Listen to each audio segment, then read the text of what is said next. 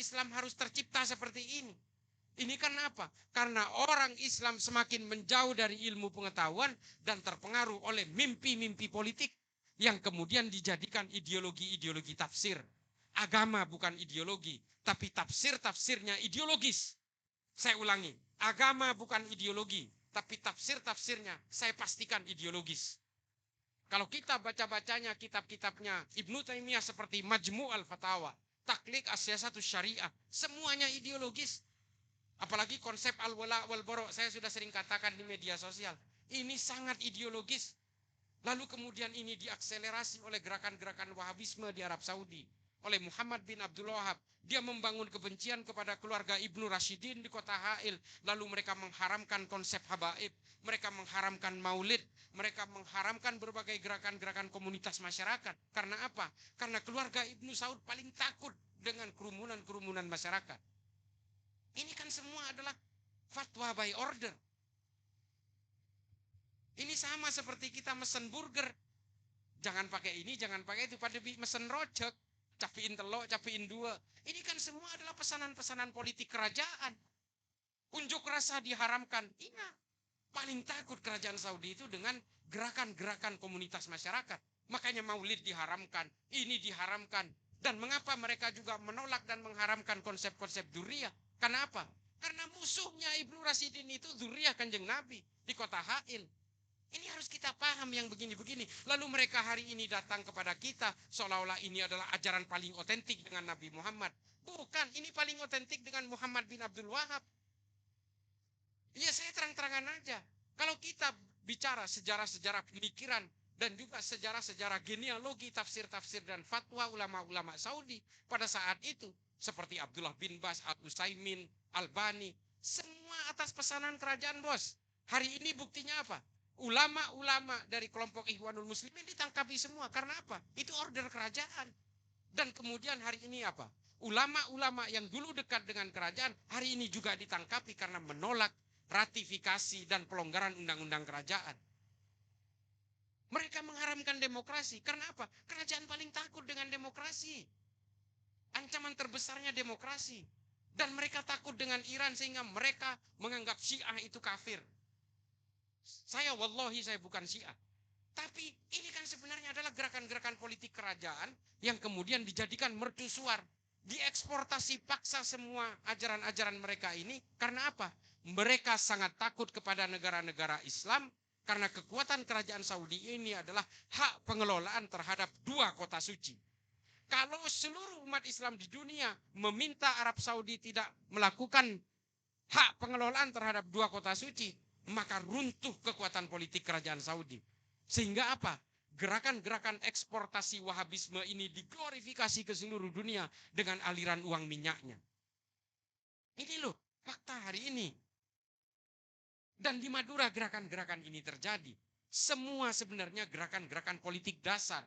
Mereka ingin menguasai orang-orang Islam di seluruh dunia. Pemerintahan Islam kalau perlu diwahabikan semua. Supaya apa? Supaya Arab Saudi kekuasaan kerajaannya tetap kukuh dan teguh. Supaya tidak ada gerakan-gerakan yang berusaha untuk melunturkan mereka dan menumbangkan mereka. Tapi hari ini kenyataan berkata lain. Di bawah Muhammad bin Salman, Arab Saudi betul-betul berubah. Mereka menyadari sepenuhnya. Bahkan ini saya infokan. Hari kebangkitan negara itu dirubah. Dulu mereka meyakini kebangkitannya adalah ketika Raja Saud bertemu dengan Muhammad bin Abdul Wahab. Hari ini dimundurkan ke tahun 1927, bukan 1937 lagi. Yaitu di mana Ibnu Saud memikirkan kemerdekaan Saudi. Bukan ketika berkenalan dengan Muhammad bin Abdul Wahab. Karena apa? Saudi hari ini ingin betul-betul memutuskan mitos politik antara Al-Mamlakah As-Saudiyah Al-Arabiyah dengan mitos politiknya Wahabisme. Ini disadari pelan-pelan oleh mereka. Dan seperti biasa bos, seperti biasa Bapak Ibu-Ibu sekalian, itulah ideologi. Di negara asalnya sudah padam, di negara yang terpapar makin jadi. Komunisme di Rusia sudah bubar, Korea Utara makin jadi. Ini sama dengan komunisme. Di Rusia dengan glasnost dan perestroika, komunisme kemudian ambruk. Tapi yang makin jadi justru Korea Utara. Wahabisme di Arab Saudi juga ambruk, Di Indonesia malah makin jadi.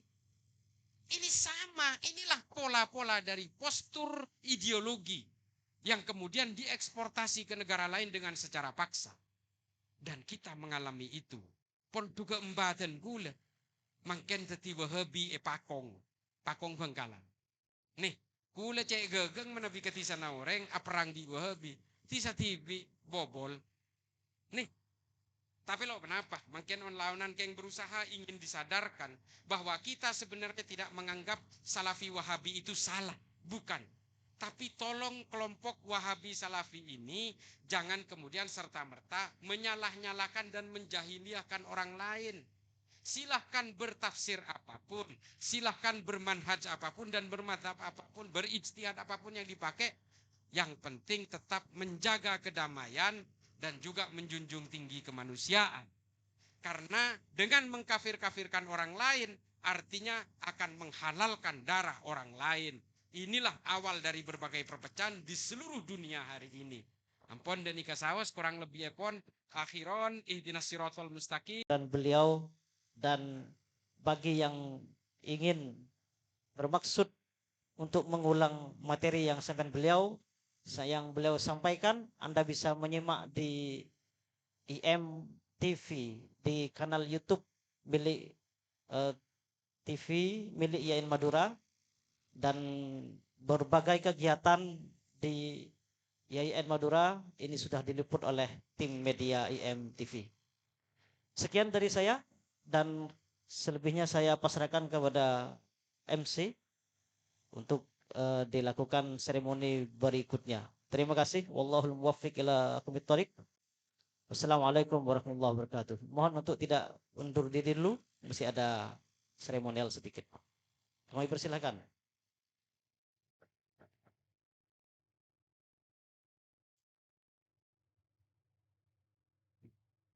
Terima kasih kami sampaikan pemberian cenderamata kepada pemateri Bapak Islah Bahrawi yang akan diberikan oleh Bapak Muhammad Faridi selaku Ketua Rumah Moderasi Beragama Institut Agama Islam Negeri Madura.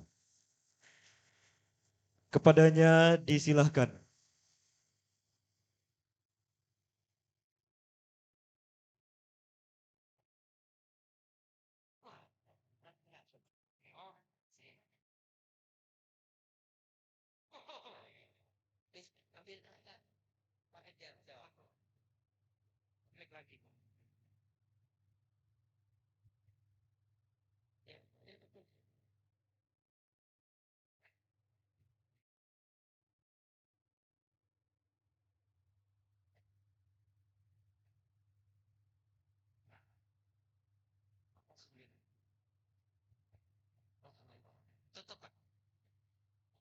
Silakan kepada semua hadirin dan para undangan yang mau mengabadikan foto bersama beliau, dipersilahkan untuk menaiki panggung kehormatan.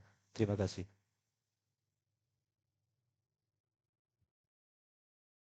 Kita nanti foto.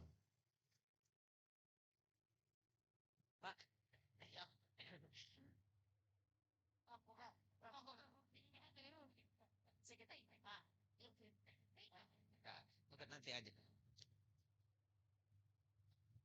Diinformasikan kepada semua para tamu undangan, dipersilakan untuk melakukan sesi foto bersama di acara Halaka Kebangsaan dengan tema merawat moderasi beragama menjaga Indonesia Raya. Ayo ikut. Ikut. Ayo,